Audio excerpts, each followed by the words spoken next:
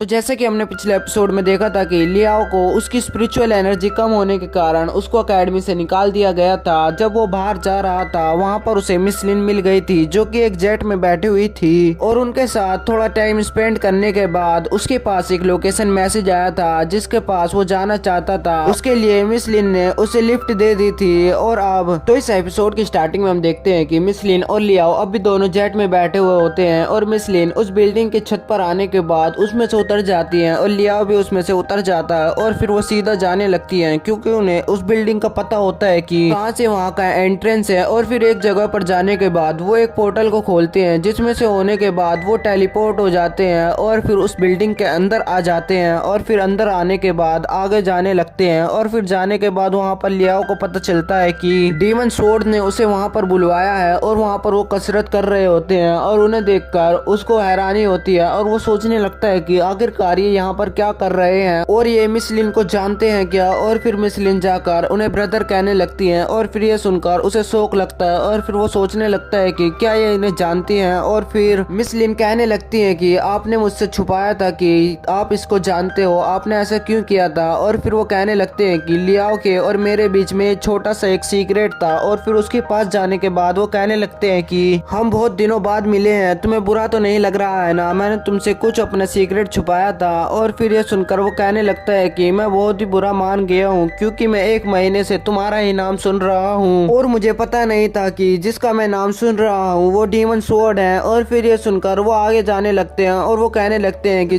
चलो मैं तुम्हें अपना ट्रेनिंग रूम दिखाता हूँ। और फिर वो एक हाईटेक जगह में जाने के बाद वहाँ से टेलीपोर्ट हो जाते हैं और वहाँ से होने के बाद वो एक जगह पर पहुँच जाते हैं जहाँ पर लियाओ देखता है कि वहाँ पर सब चीज उड़ रही होती है। और वहाँ जाने के बाद लियाओ की सांसें फूलने लगती हैं और उसे देखकर डीमन स्वॉर्ड कहने लगते हैं कि यहाँ पर ऐसा होना लाजमी है क्योंकि यहाँ पर हवा मोटी है और फिर इससे तुम्हारी बार बार स्ट्रेंथ जाती रहेगी जितनी बार तुम सांस लोगे, लेकिन इससे तुम्हारी स्पिरिचुअल पावर भी बढ़ेगी। और फिर हम देखते हैं कि लियाओ की स्पिरिचुअल पावर बढ़ रही होती है और फिर ये देखकर लियाओ को भी अच्छा लगने लगता है। और फिर मिस लिन कहने लगती है कि चलो हम दोनों के बीच में एक फाइट हो जाए, उसमें पता चल जाएगा कि यहाँ पर रहने के बाद हमारी कितनी स्ट्रेंथ बढ़ती है। और फिर डीमन स्वॉर्ड कहने लगते हैं कि तुम मुझसे लड़ने का बहाना ढूंढ रही हो ना। और फिर वो सोचने लगती है और वो कहने लगती है कि मैं बस अपनी स्ट्रेंथ को चेक करना चाहती हूँ। और फिर वो उससे लड़ने के लिए आगे बढ़ती है और फिर डीमन स्वॉर्ड लड़ने से पहले लियाओ को थोड़ा दूर कर देते हैं और वो कहने लगते हैं कि अभी तुम इस टाइम थोड़ा वीक हो तो तुम्हें क्या पता, तुम्हें ज्यादा चोट लग सकती है और फिर इसलिए तुम थोड़ा दूर हो जाओ। और फिर वो दोनों आपस में लड़ने के लिए तैयार होने लगते हैं।